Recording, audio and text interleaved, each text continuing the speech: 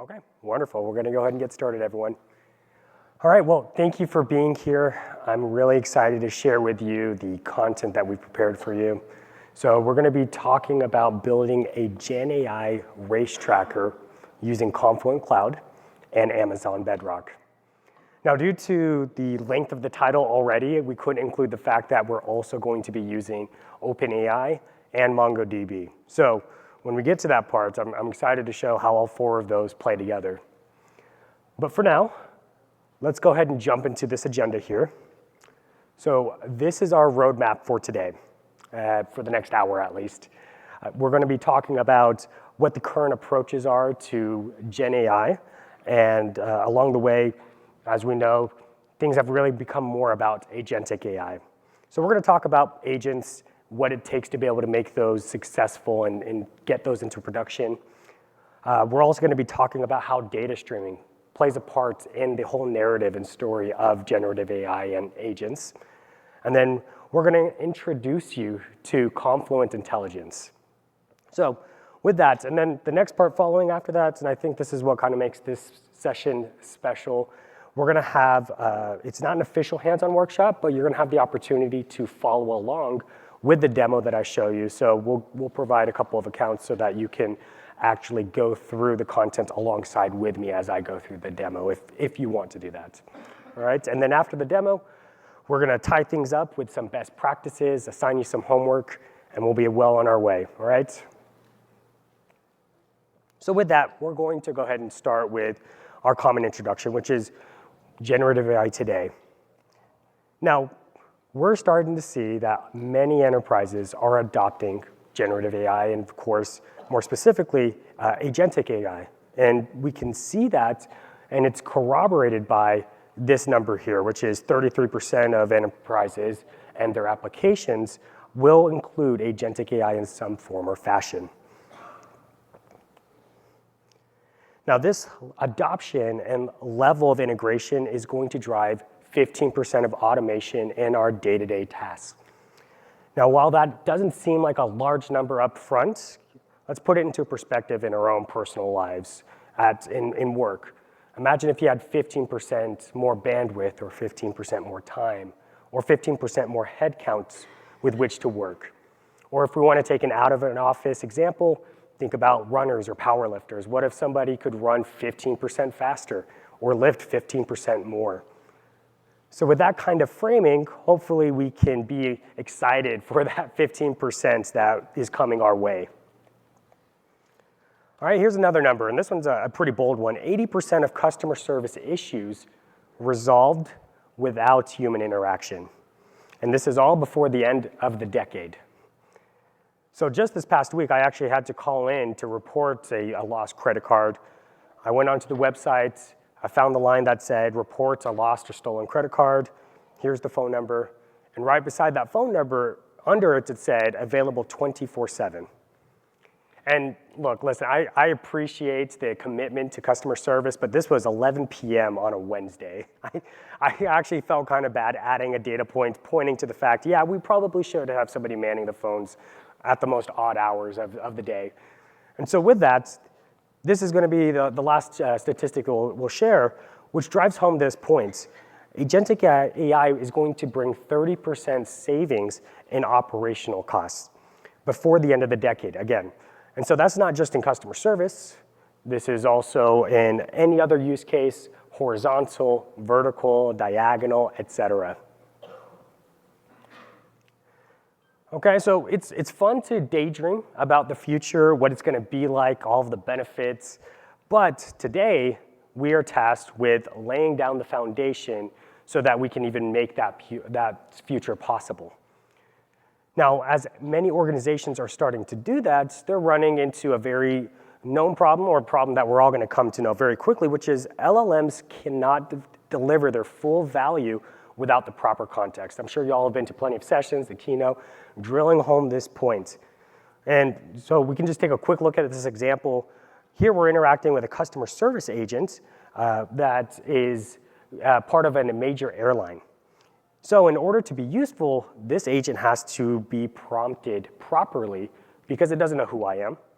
It doesn't know what my reservation is or whatever the reservations that are associated with me, because it wasn't trained on that data. And it has to look at n number of reservation systems every single time I ask it a question regarding my flights, and it has to continue to look at n number of systems as I continue to ask it, all the while saving the conversation for context, because every single interaction is stateless. So we realized pretty quickly prompt assembly and optimization get pretty complicated real quick. So this is what makes agentic AI different from previous generations of AI, right? In classic ML, predictive ML, purpose-built models, however you want to name them, you would take a domain-specific set of data, you'd build a domain-specific model, and you use that model to solve a very specific use case. And it was amazing, and don't get me wrong, it still is an amazing way to solve a problem. But the problem with that is that you can't just take all that effort, take the model, plop it somewhere else, and expect it to solve something, some other use case. And so that's where generative AI has shifted that paradigm. We now have models that are infinitely reusable, but now we have run into that limitation that we're all aware of, which is it's very smart about general information, but it cannot tell you anything about your business, your customers, your private information, and quite honestly, at this point with the LLM, that's great because we didn't want it training on our personal information anyway. But to make that model respond more accurately and appropriately, you do have to provide it the contextualization at the right time using techniques like RAG. So that's where some of those first challenges that enterprises run into when they're trying to implement that foundation for agentic AI. Finding and liberating the data wherever it exists, those silos that we often talk about, is quite a big job. Not only finding them and liberating it, but then also getting it to the right place at the right time adds on to that complexity. Now, the reality is it's not practical to go and rebuild an LLM based on your data, and we've emphasized already that a single AI agent is relying on quite a few different dependencies external to itself because of the data systems that it's interacting with. Now, like humans, most problems are too big to be solved by a single person, so we build out teams. Those teams have specialized skills, and they are able to scale out, and the same is true for agents as well. But as you scale out systems as opposed to humans, you get more and more interdependencies. And because of the agents talking to other tools, other agents, data systems. So if you aren't careful in your design, you end up with a very brittle, interconnected, hardwired communication path that contributes to that spaghetti code that we've often seen and probably, quite honestly, have experienced ourselves. So you've solved the problem of providing context. However, you have now found yourself with a new problem. It's kind of like one of those nesting dolls where instead of popping out a smaller, cuter little doll, you solve one problem and you get to solve yet another problem. All right, so with that is where Confluent steps in. All right, and so actually, I apologize. It actually skipped the slide. Okay, I apologize. So luckily, we've seen this problem before in the past with microservices. So if you recall, when we built a lot of our enterprise software, it was as a monolith where everything was on a single server. And in order to scale, you had to go wide, you had to go tall. All right, to solve this, we started to break down the monolith into microservices. But once again, referring back to that nesting doll analogy, you solved one problem of breaking down, but then you ran into a different problem when it came to scaling because these microservices often relied on the request response model. So to solve this, people introduced event-driven architectures, which is when an event broker is introduced to be able to allow each microservice to simply produce or consume events as they occur. And so there is thus a loose coupling between all of these different services. Okay, so this is where Confluent steps in. Now, there is more to data streaming than just moving data from point A to point B very quickly. That's just a single component. You also need to be able to have the ability to scalably repeatedly connect to all of those different services and applications. You need to be able to govern that data as it's flying around your different organizations, and you need to be able to process that data so it's readily available by the time it gets to wherever you're sending it. And that is what Confluent provides, is a full data streaming platform. So instead of what normally would be 4 different systems that I mentioned, Confluent brought it all under one platform. And all 4 of these capabilities together allow you to be able to deliver that real-time context and data to your multi-agent architecture. All right. So this is the story of how data streaming, event-driven architecture fits into agentic architectures. All right, and so Confluent not only provides that data streaming platform, but also has further enhanced the ability to be able to apply your capabilities within your agentic architectures by creating even more services within Confluent Cloud, which I will introduce to you now. All right, so this is Confluent Intelligence. So again, we've talked about the data streaming platform. It allows you to move things very quickly while governing it, streaming it, and connecting to all your different data sources and applications. This is yet another step in the right direction as it relates to AI. So this is Confluent Intelligence, a wonderful offering of tools that allow you to seamlessly integrate large language models, machine learning, retrieval, augmentation, generation, all those fancy things that we've been talking about for the past 2-3 years into your streaming workflows. So this offering, we can logically separate into 3 categories here. So the first one you have is streaming agents, which is a collection of functions within Flink that allow you to build, deploy, and orchestrate event-driven agents natively on Flink. Next, you have real-time context engine. Now this is a fully managed context-serving layer that allows you to continuously build, update, and deliver context to your agents and other applications. And then lastly, you have built-in ML functions that provide built-in Flink functions that allow you to build AI ML workflow. So a little bit more of the traditional ML stuff that we've seen before. So we're going to jump into each of these categories a little bit more deeply. So we'll start with streaming agents, that streaming agents section. So the first built-in function within Flink that we're going to be talking about is model inference. So this allows you to simplify the development and deployment of AI ML applications by providing a unified platform for both data processing and AI ML tasks. So with this, you can allow agents to directly call out to an LLM, for example, Amazon Bedrock, OpenAI.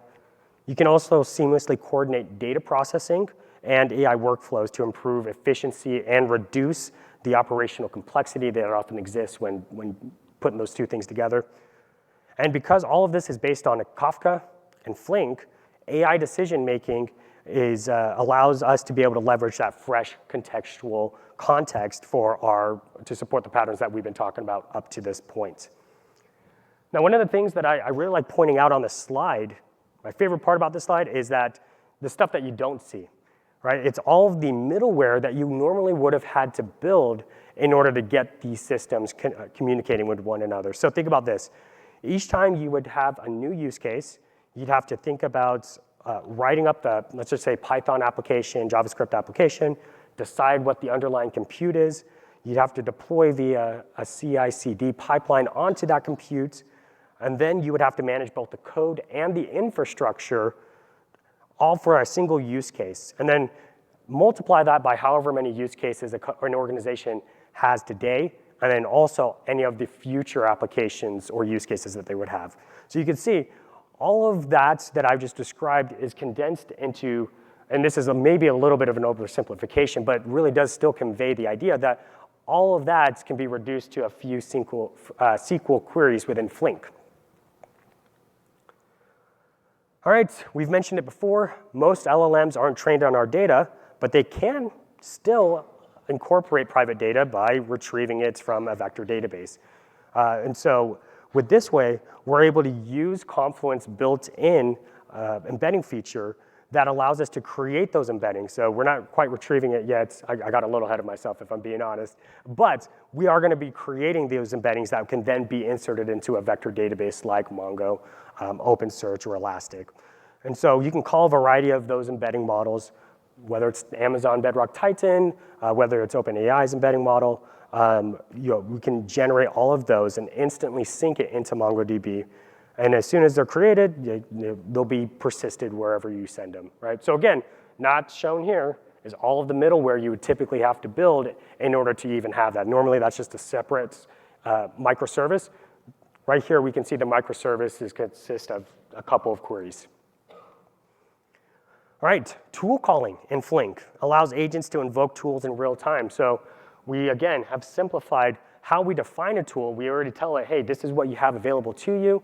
Here's a bunch of the data that we're going to feed to you. And by the way, I've already processed the data, so you don't have to spend that time computing it. I'm just going to tell you what it's supposed to look like as it comes in, and you let me know whatever your answer is.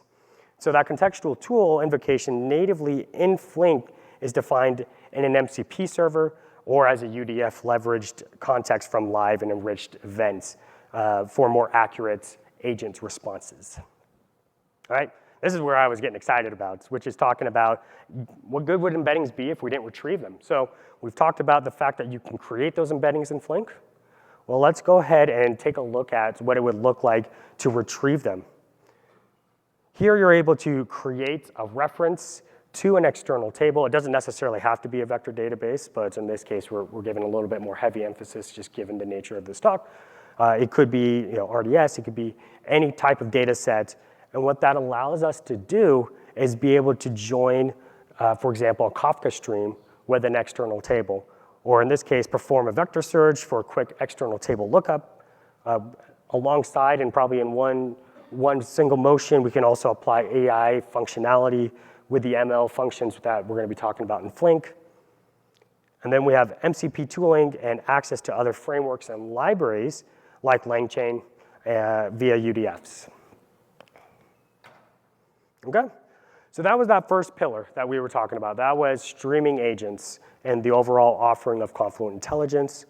We're going to move on to the second pillar, an offering that Confluent provides to be able to enhance your agentic architectures with real-time context engine. So I mentioned it, gave you a little bit of a brief summary earlier, which is this is the context layer that provides real-time context to AI agents, thus enabling low latency and access for intelligent applications. So this is that fully managed context serving layer where it continuously builds, it continuously updates, and delivers that context via MCP. How that works is it materializes the streaming data and puts it into memory, in-memory, low latency views that can then be queried instantly while preserving that full governance, the lineage, auditability. So when upstream definitions of data is changed, that engine automatically reruns all the impacted data, and then it prevents drift to ensure that all the downstream systems aren't going to be impacted. So all of that's managed on your behalf. You don't actually have to think about that. It's already doing that for you. So again, the key benefits is that you have low latency, live data that AI decisions can now make choices on your behalf using the most current states. It doesn't have to be a 5-minute wait or a 30-minute wait. You know exactly whatever's being served is the most recent data that's available for that moment. And then you're able to unify, process, and serve so that that context can stay accurate.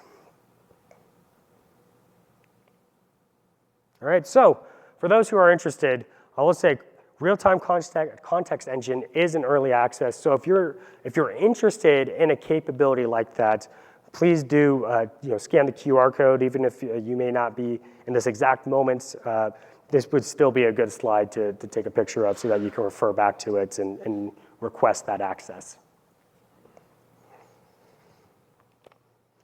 All right, so that was the second pillar of Confluent Intelligence. We're moving on to the third, which is the built-in ML functions.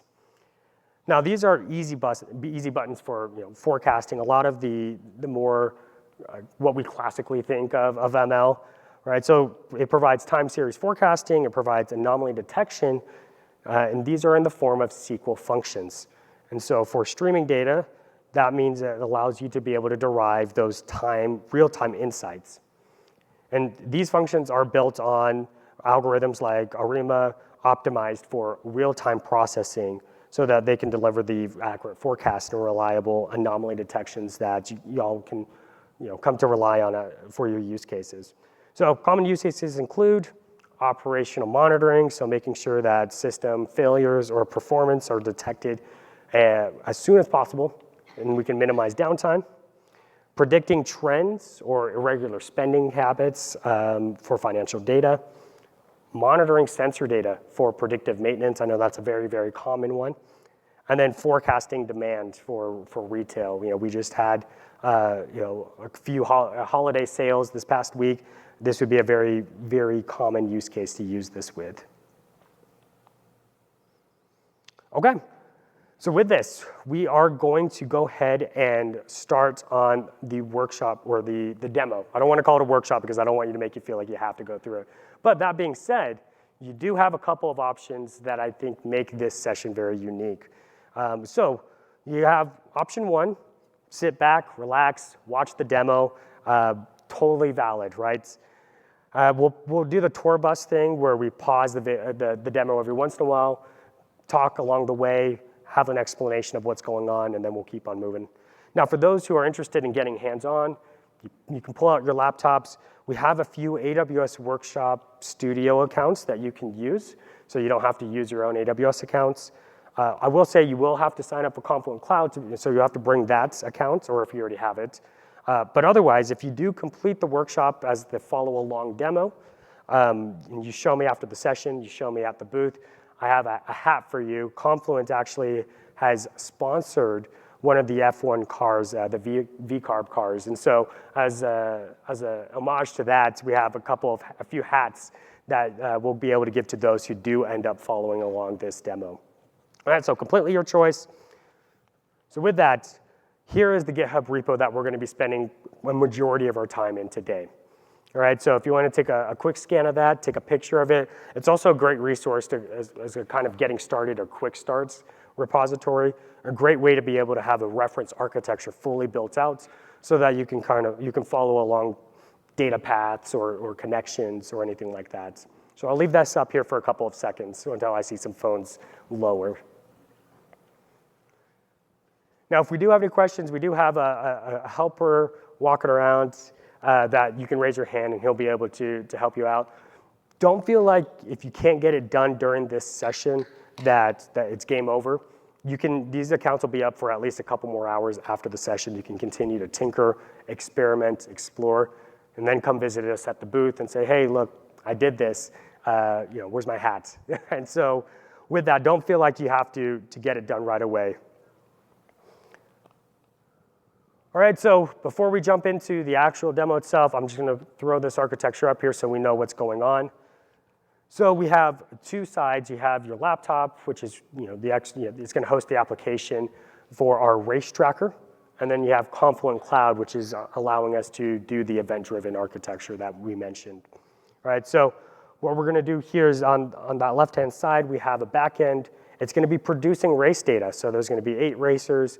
They're all going to be changing positions. They're going to have different timestamps, and that's going to be pushing into Confluent Cloud, into those Kafka topics.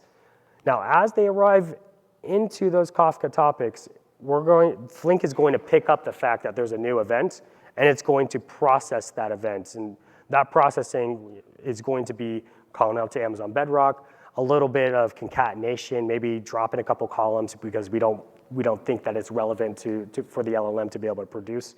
And what the LLM is doing, actually, it's going to be producing a summary. So, this driver passed up going 30 miles per hour faster on this corner. Let's have the LLM make a comment on that. So it's basically going to be narrating the race for us.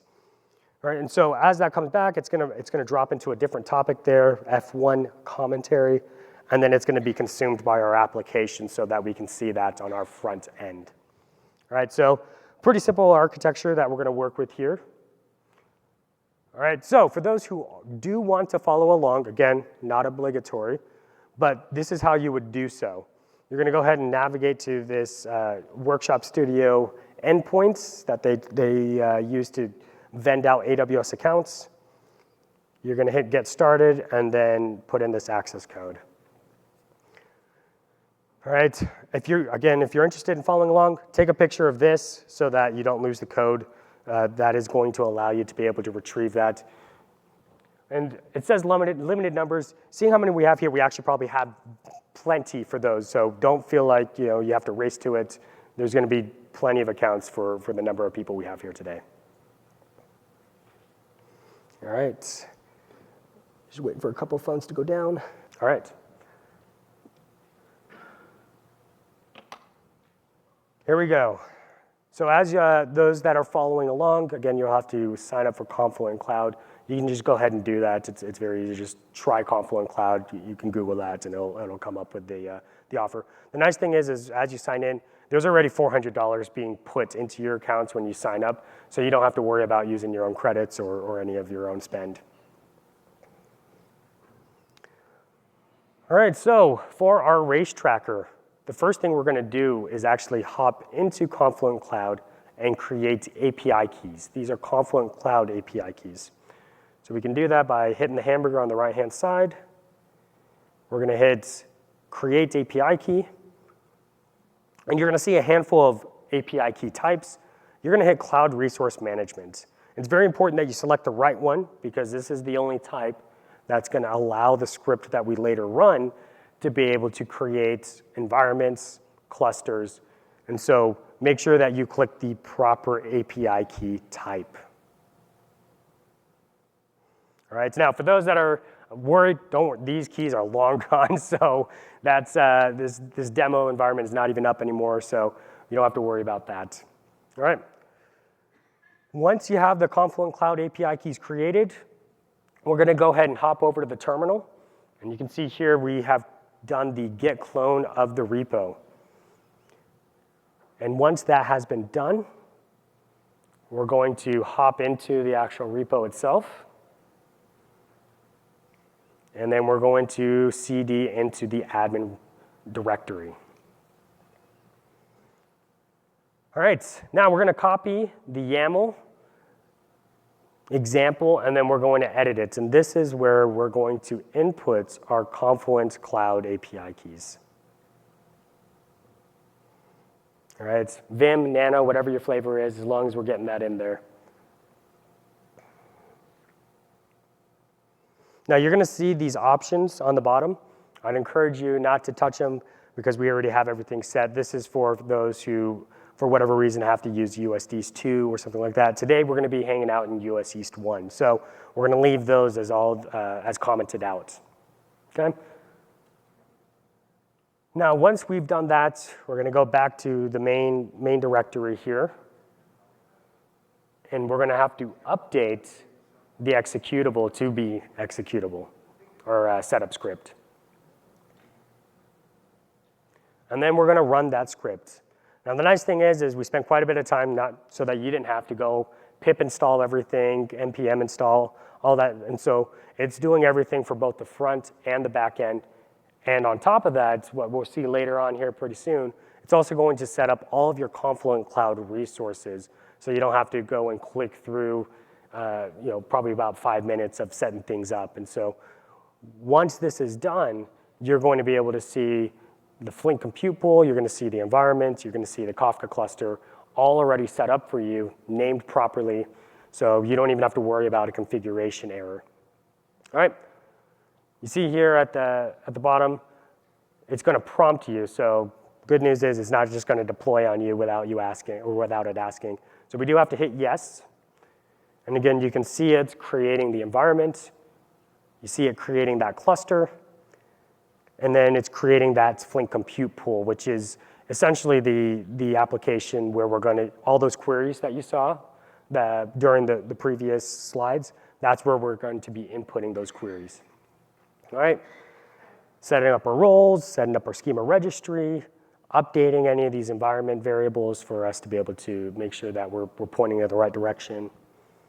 Right, And then with these Kafka API keys, you don't have to use them, but this script will to be able to create the topics.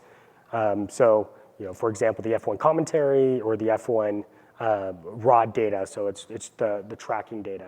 All right. Now, quick notes. You're going to see, some of you may see this error up here where it says failed to register, and you're going to see the X emojis. That's a known issue. Don't worry about it. All we have to do is just run the script again. Now, if you're curious why that has happened, it's because this script is moving pretty quickly along. And so when it creates the schema registry keys, shortly thereafter, it tries to go and communicate with the schema registry saying, hey, I want to be able to register a schema for this topic. Here are the keys. Schema registry says, whoa, I'm not familiar with that because the keys haven't propagated. So you can see here, all we're doing is running the script one more time. It's, we already have everything installed. It says, oh yeah, you already have the environments, you already have the topics, perfect. And then you notice here, awesome, we got the schema registered. All right. So we'll pause here for just a couple of split seconds here to allow anyone else to catch up if they're following along. All right. So this really has worked when you hop into Confluent Cloud and you can see a number of things. We'll take a quick tour of what we've been able to create with that script.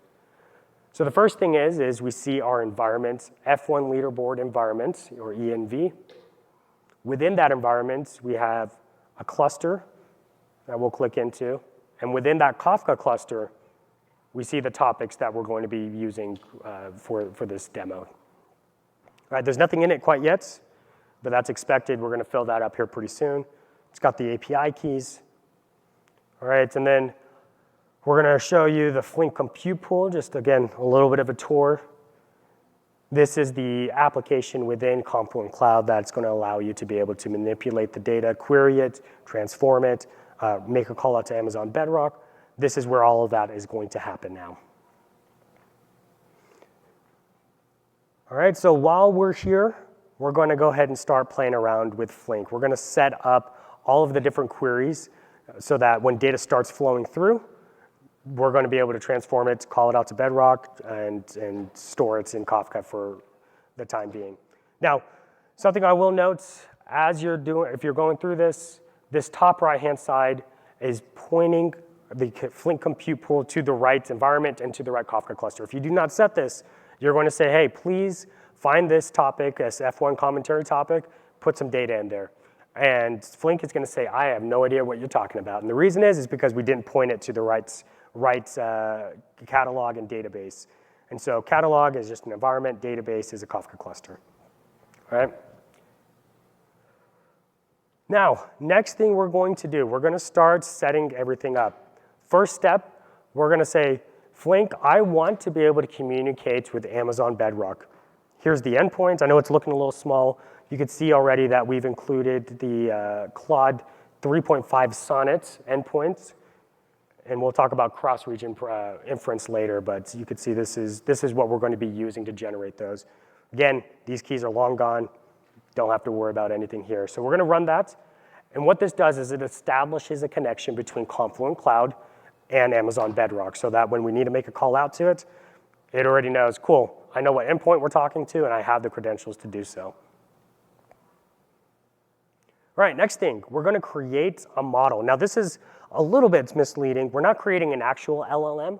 We're actually creating more of a logical entity within Confluent Cloud so that when we call out to Amazon Bedrock, we call out to this almost shadow model within Confluent Cloud, which then is what calls out to Amazon Bedrock, right? And so I don't want you to get tripped on the fact that we're calling it a model. Technically it is, but it's more of a logical one than it is an instantiation of a full-on model. But you can see here, we're telling it, hey, this is what the expected input is. This is the output. This is what we're going to be doing with it, task generation. There's quite a few other parameters we can pass it as well. But for the time being, we're only going to pass it the max tokens.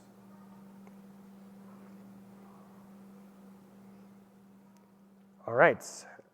Now, if you see here, in here, I'm clicking to the left and I'm hitting this plus button. All it's doing is it's creating another space for the next query. Some of these queries are going to be long-running queries. Some of them, they hit complete and that's it.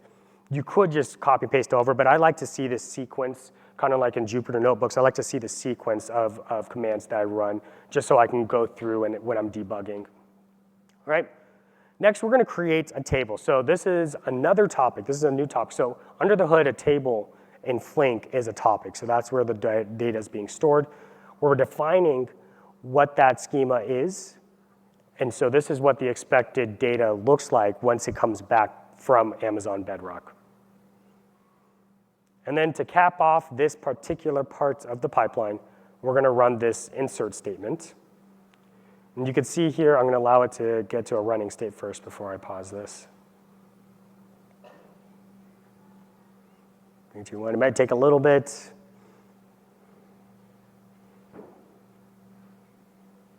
Make sure it's going. OK.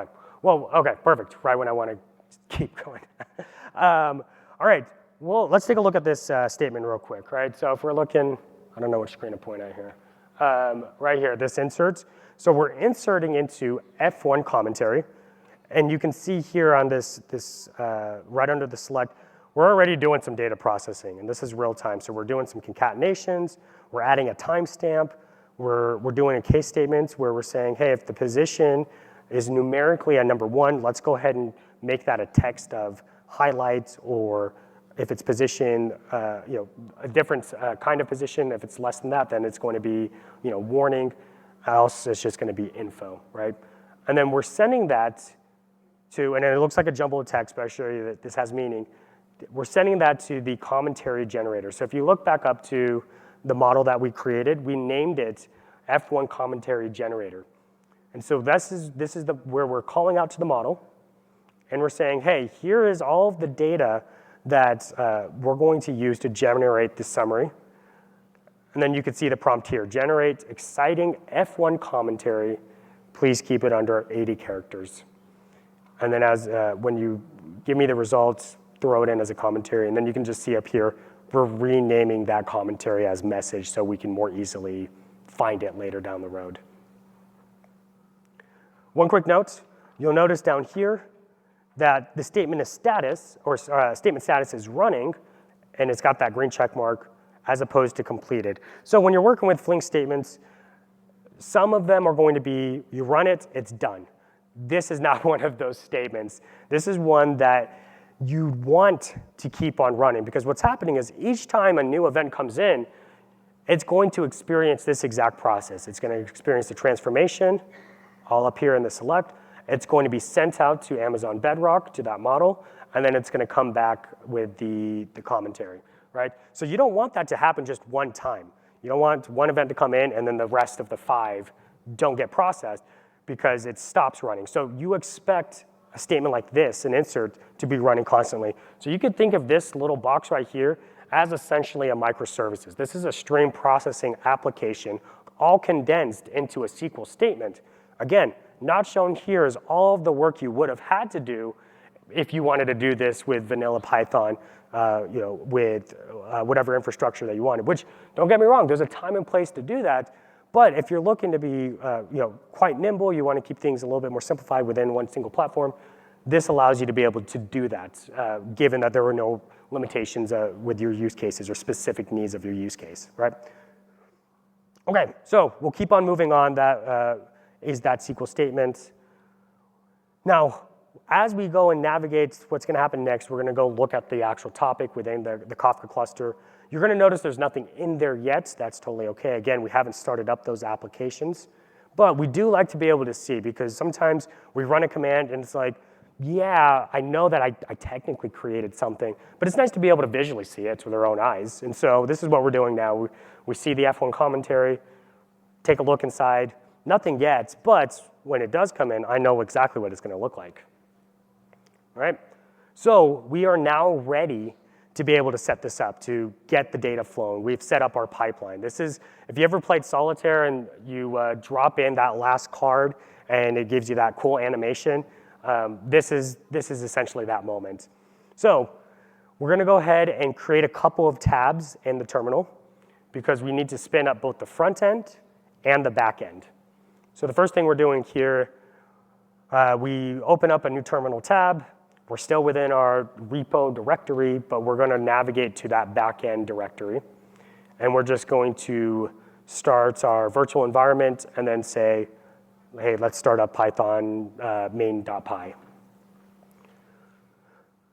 All right. Now, if you see any errors, no worries. We're going to resolve those later. But for the time being, if you see this, it's working.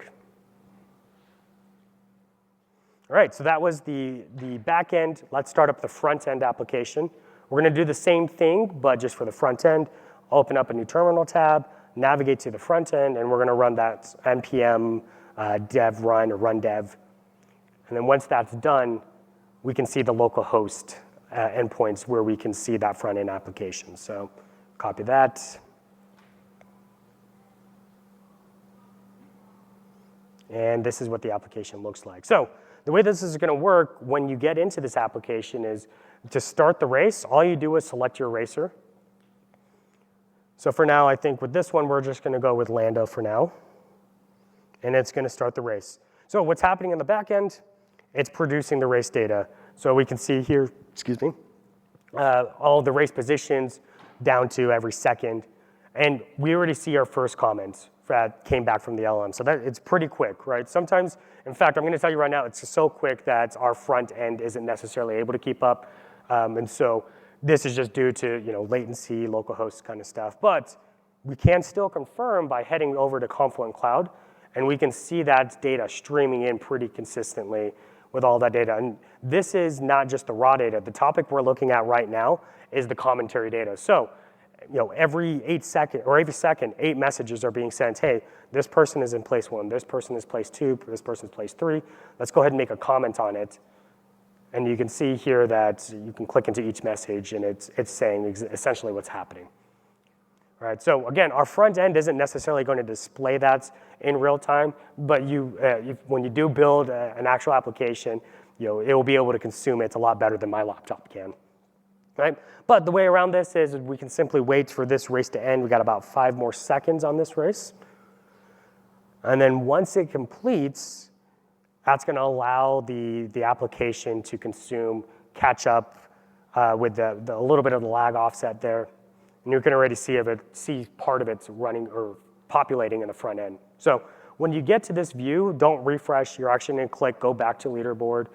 And you're going to see the commentary start to continue to trickle in as your laptop catches up and says, hey, there's still a lot more to consume here. Let me make sure I throw these all back into the front end. And again, we're kind of poking around these messages, taking a look at if anything comes out at you. We can actually look at the position. So this is the raw data that was coming in. And again, sometimes there's just so much data that it takes a little bit for the UI to catch up here. So we can see here every second we have this kind of data being passed into Confluent and then subsequently to Amazon Bedrock. All right? Yes? For logging into Confluent Cloud, is there a promo code? No, if you sign up, the question was if you're following along and you sign up for Confluent Cloud, is there a promo code? No, there's not. There should already be. So if you brought your own account, I would recommend creating a new Confluent Cloud account. So just do an email alias, Bob plus AWS at google.com or whatever it is. And that will allow you to create a new account that has the $400 already pre-populated in there. Yep. Okay. All right. And then commentary. Here we can see all the comments already. All right. So one more sanity check to see that we're getting a response from the LLM. All right, and then you can see as you go back to the front-end application, those comments have started to populate in. Now, if you're a curious person and you click View Anomalies, you notice there isn't anything there yet. And you can probably surmise it's because we haven't set that up quite yet. And so that's that other pillar we were talking about, the ML functions within the Confluent Intelligence. So we got to experiment with streaming agents. We're going to experiment with this other pillar over here, which is the ML functions. So we're going to go ahead and set up this next part of the pipeline. And the way we're going to do this is we're going to create a new workspace. Now, this is just a nice way to be able to keep my queries clean. So you can see here, this is all the queries related to commentary. And then we're going to create a new one pointing to that correct environments. And we're going to create a new one for all of the queries related to anomaly detection. All right, and so I'm just going to give it a nice pretty name so that we can keep track of it.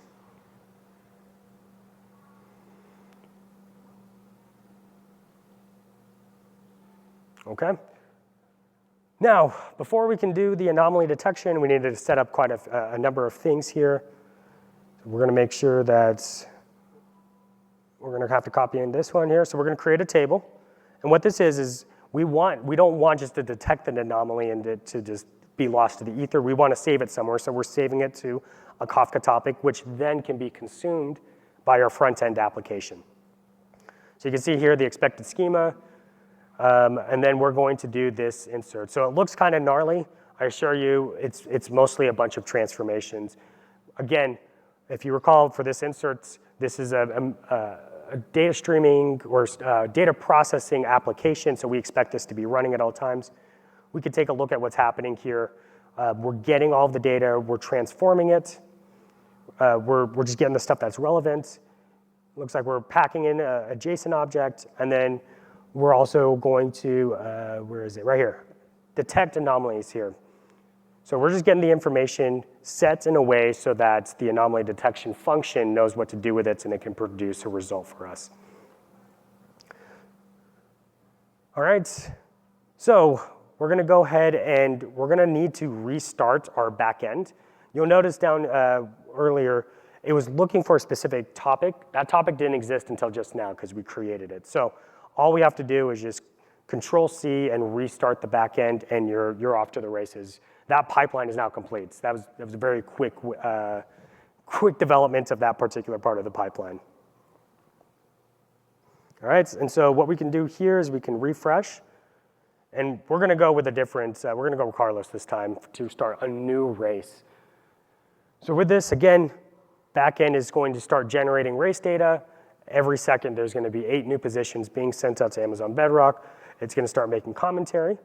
Now, the anomalies, if we click into this, and we'll do so here pretty soon, it's going to, because there's so much for this laptop to consume, and already it's having a hard time trying to consume off of the commentary. What we're going to have to do is just wait for the end of the race, and we're going to be able to see all the anomalies once it's caught up with that lag offsets there. So we'll wait another 30 seconds here to make sure that is allowed to catch up. But what we can do, and we did this with the previous thing, which is we can navigate over to the Confluent Cloud UI, click into the anomaly topic that we had created earlier, and you can see those flowing in real time. Take a look at what it says, what it looks like. All right, so for now, we're just going to hang out here for a couple more seconds, and it's going to populate or show you this new view of your race is complete, what do you want to do? And you're just going to click go back to leaderboard. All right, so you can see it's already started to catch up. Your laptop is as, hey, cool, awesome. Thanks for allowing me to breathe and consume off of that topic. Now, we could take a look at some of these anomalies. We could see where engines were too cold, too hot. We kept it pretty simple, but we can see that it was able to catch it with a 95% confidence. All right, so again, once again, I can't emphasize enough. What's not pictured within all that stuff that we just did was all of the middleware you would have had to develop. Imagine all of the custom code that you would have had to build, and then on top of that, maintain, and then document and keep alive for however long that application needed to be used for within the organization. Now reduced to a couple of SQL queries. All right, so I mentioned earlier, we're kind of poking around in the topic now, looking at what the anomaly was. All right, so that is the main parts. I added actually a bonus to this demo. For those that are following along, you won't be able to do this because there was a little bit of extra setup, but I really wanted you to be able to experience the full capabilities of streaming agents. So what we've been able to experience is a call out to the LLM. We've been able to experience the anomaly detection with the ML functions. What we're now going to do is create embeddings from Flink, and then we're also going to be able to retrieve them from MongoDB. All right, so the first thing we need to do is create a connection, which you saw this when we did this with Amazon Bedrock. We used Flink to create it. Now I'm just using the UI here. But I'm going to be calling out to the embeddings, the OpenAI embeddings model, give it the API key, and then I'm just going to give it a nice name so that I can reference back to it later on. All right, so when Flink says, hey, I need to create an embedding, go to OpenAI, this is what it's going to be using. Now, on the other side, we're also setting up a MongoDB connection because we need to be able to read from MongoDB. Because not only do we need to create the embedding, we need to be able to use that embedding to do a semantic search within that vector database. And so we're setting up that connection so that when we do that vector database search, we say, hey, I'm using Mongo, here's the credentials, go pull it from there. All right, so now we could see, I like this. This view is, it seems like it doesn't say much, but this is 4 different organizations all working together on your behalf to make sure that your agentic architectures or applications are able to get real-time data and make those decisions on behalf of your customers, your businesses. So we're going to head back to Flink now, and we're going to start building out this pipeline. There's a common theme here. Each time we need to add or build a pipeline, think Flink, because you're going to be doing the data processing, and you're going to be, you can see that the lines between data processing and calling out to these the LLMs, vector databases, are blurring. It almost seems like it's all one thing, and that's really the goal of what we're trying to do with this kind of tool.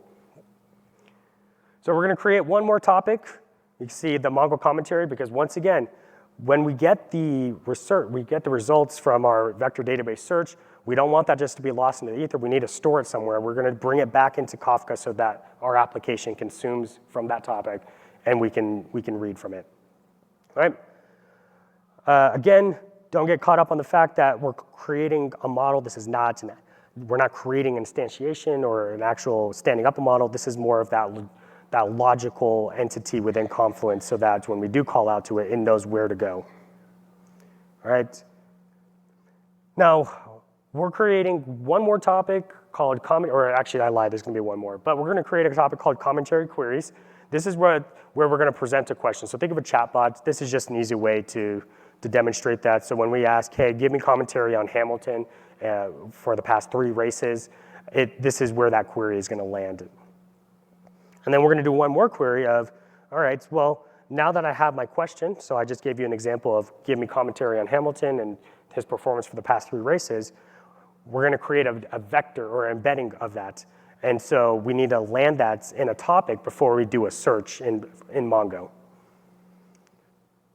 And then this is where the magic starts to happen. So you can see here, we're calling out, we're doing the ML predict, which is basically saying, go out to this embedding model that I had just created or within Flink, and here's my query, right? And so this is essentially the question. What is my question?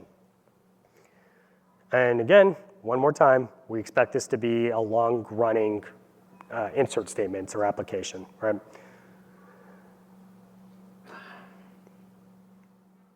All right, next we're going to go ahead and do a vector search now that we have the embedding. Let me move this control panel out of the way for you. So once this goes into a running state, I can review it with you. So what this is saying is that, hey, give me the vector. Each time a new event comes into this vector topic, so the topic that contains all the new embeddings, let me go ahead and do a search, right? And I want the top 5 results. Okay? So nothing's going to populate yet. So you can see here because we haven't set a query yet. So the way we can do that, there's a couple of ways. The easiest way is just to do a quick insert into our query topic. So comments about Hamilton, insert that. What's going to happen is this particular query is going to get sent to OpenAI embedding model. It's going to have an embedding created, and then it's going to take that and take that embedding and give it over to MongoDB vector database and say, hey, I'm looking for comments related to this particular query. Can you give me the top 5? And you can see here that it presented with us those search results If you click into it, it's going to give you the top 5 results, but by comment as well as the actual embedding itself, right? All right, so let me just share with you one last thing here. So I'm giving you the architecture diagram of what we've been able to do. I'm going to review, kind of capstone everything that we've done. So the first thing we did, we took the car metrics and we transformed it. We sent it to Amazon Bedrock for commentary, and then we got comments, right? So that was that first portion that we set up. The next portion was even simpler. We said, all right, let's go ahead and take the car metrics that we're getting anyway, and let's perform ML function on it, in this case, anomaly detection. And we were able to get the anomalies. Oops, there we go. That's a live one. And the last one that we just went through, we created a pipeline to say, you know what, I want to be able to ask about the commentaries that have been created. Let me go ahead and create an embedding for every new query, take that embedding, and send it out to MongoDB so that we can get the top 5 matches. And then when we get that, we're going to land it in a topic so that our front end can read it. Okay? So again, if you weren't able to keep up, that's totally okay. These accounts are going to be live for another couple hours. Feel free to stop by the booth 721 in the expo hall. Show the fact that you did the demo, and we'll be able to get you, a hat or another prize if the hats run out. Okay? So we're coming up towards the end. Let me go ahead and wrap up with some streaming best practices while you guys finish up for those who are following along. So I got 3 top tips for you. Right? Don't send everything to the LLM. I think that's a pretty obvious one, but it's not as obvious when it comes to data streaming. So I mentioned the fact that there are 8 messages every second coming in. We can very easily accidentally send 1,000 messages per second and overwhelm the LLMs, run up a bill. And so the way that we prevent this is by, you could see at the bottom here that where statement. Maybe we should only care about the high priority ones, or we care about the loyalty tier, or even the region. Whatever it takes to be able to cut down on those costs by making less calls. More importantly, the way we can frame that is, what should we be caring about? We can't just be throwing everything into the compute just because. Right? Now, one way to be able to help us do this is just go look at the quota limits. Again, kind of one of those things that seems like an obvious, but you don't realize that how much these apply until you actually run into an error. So what I like to do is I go to the service quotas within the console, and I'll say, type in whatever model I'm going to use, in this case, Claude 3.7, and I can see, hey, max tokens for the day, max invocations per hour or per second per model. And so I can work now backwards from these limits and make sure that I'm not going to accidentally run into these limits. All right, and then I mentioned this before. I would strongly encourage you to take a look at the cross-region inference profiles. This is basically AWS's way to make sure that they're not accidentally overloading any of their LLM endpoints. And so and you saw it earlier, typically it's prefixed, the endpoint is prefixed with a US dot. And what that does is it just sends to a logical load balancer for those API calls and says, hey, I know you don't care where we're doing the compute, you just want a response from the model. We'll take care of routing it intelligently to US West 2, US East 1, wherever it's not busy. And typically, these cross-region inference profiles allow you to get even more quota or service limits because it's able to distribute it across the globe.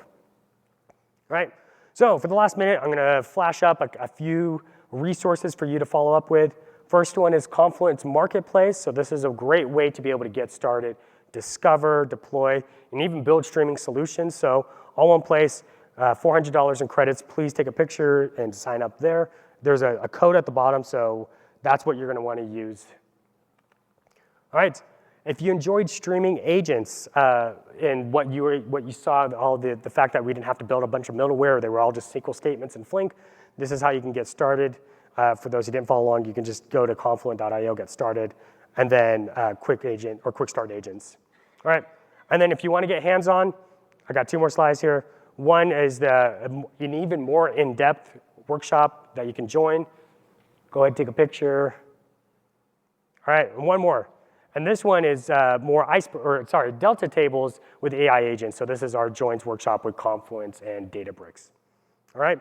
So we're out of time. Thank you so much for being here. If you have any questions, please come up after the session. Otherwise, thank you so much for joining us.